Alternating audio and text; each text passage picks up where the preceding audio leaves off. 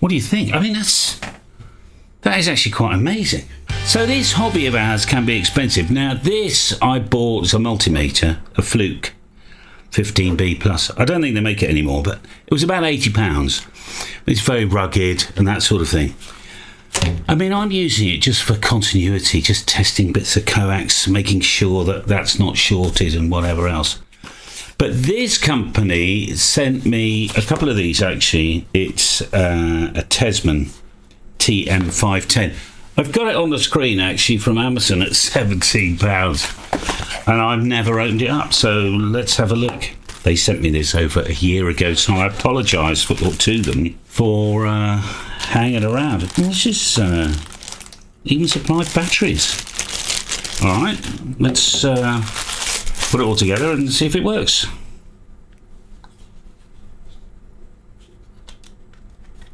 I was wondering if the little case came off, and it does. Oh, we need a screwdriver. Hang on. I'm never very good with Phillips screwdrivers. I'm not quite sure what size is what, and I can hardly see because, well, I'm old.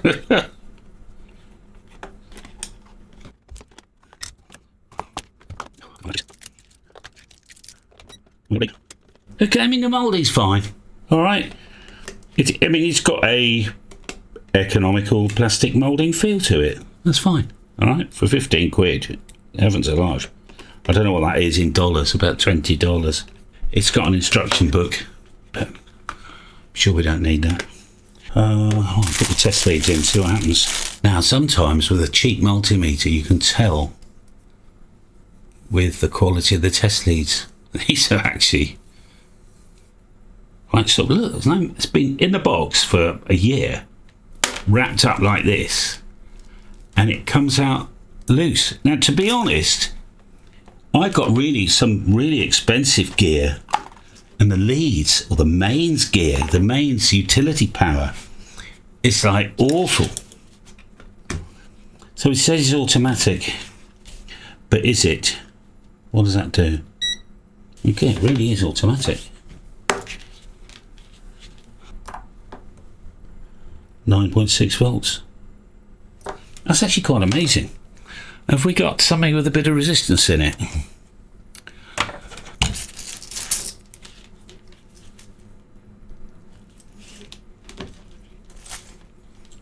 I don't know which of these. Oh, there we are. I got it right. I mean, shall we test against... This isn't calibrated, the Fluke, okay? It's just, you know, it's good enough, right? I mean, it might be calibrated. How difficult is it? I don't know. So I want voltage DC. Let's start with this. 9 point something volts under no load conditions. Get 9.49 there. You know, it's going to be good enough, isn't it?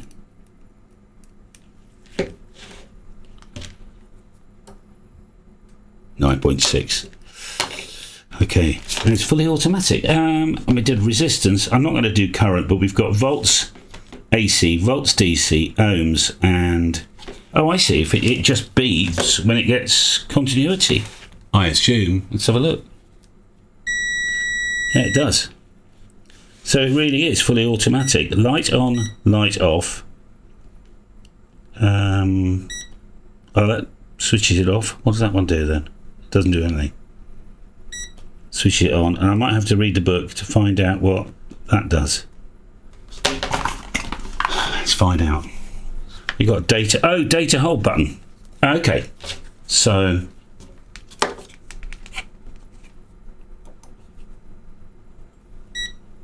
hold. That's quite nice. That's quite nice. And then it's off again.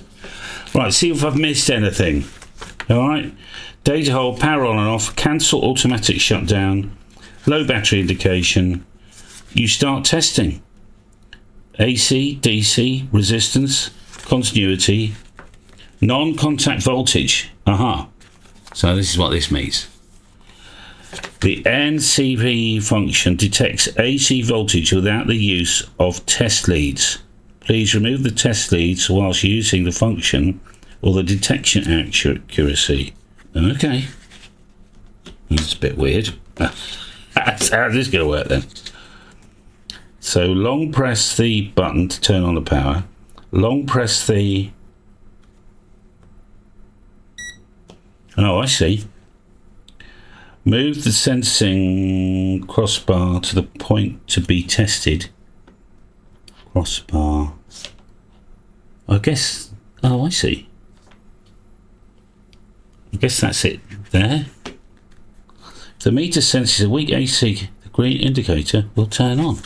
I've got to do this. I'm going to film this on my camera, my phone, all right, just to show you. So we'll take the unit. Whoops, I've got some plug points here.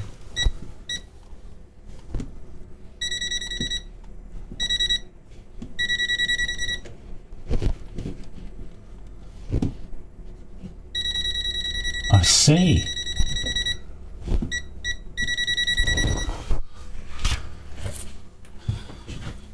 What do you think? I mean, that is actually quite amazing. Too many things going on. All right, okay. Well, I'm actually really impressed. We're not going to be giving this away. I'm going to keep this because that is incredible.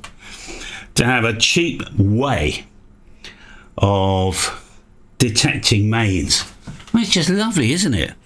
Wonderful to detect the back of things. Right, so these lights here that light me up, I've got a power supply up on my scaffolding pole.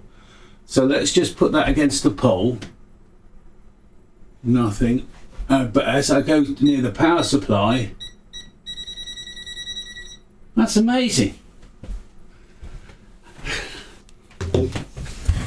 Now, I know you can buy stuff that will do that, but isn't that just fun to be able to have something like that for £20? I mean, that's just, as a little sensor, it's just worth it all on its own, let alone having the test leads and everything. Lovely test leads as well. It's no wonder this company actually wanted me to do this little mini review, because the blooming thing actually works. I think they've got a bit of faith in it.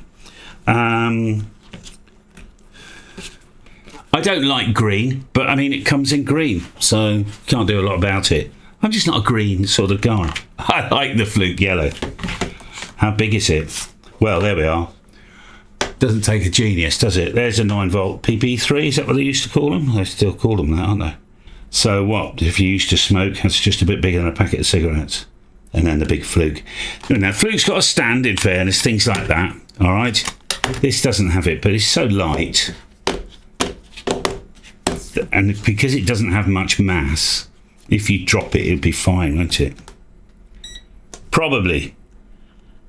Volt sensor. That's amazing. All right, okay. So where you get it from, I'll put the link in description. I'm no skin in the game, right? It's just out of courtesy because I've had this bloody thing so long. But now I've got it. I'll leave the test leads connected. And sort of thing you can put in your pocket and take out into your field, antenna field, isn't it? Just do some basic tests. I like it. So Uncle Callum score, well, I'll give that a 7 out of 10. There we are. All right, enjoy your radio. See you all soon, chaps. Bye for now.